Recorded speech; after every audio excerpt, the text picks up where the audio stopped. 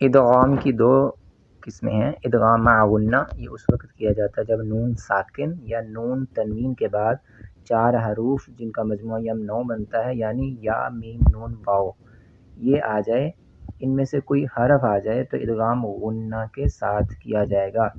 کس طرح سے؟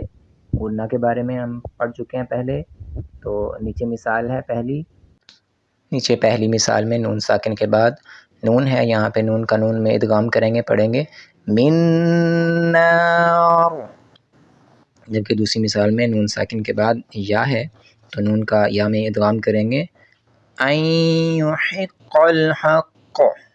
تیسری مثال کے اندر نون تنوین کے بعد واو ہے، یہاں پر نون کا واو میں ادغام کریں گے ایمانا وعلا، جبکہ چوتھی مثال کے اندر نون ساکن کے بعد میم ہے تو نون کا میم میں ادغام کر دیں گے مم مارج۔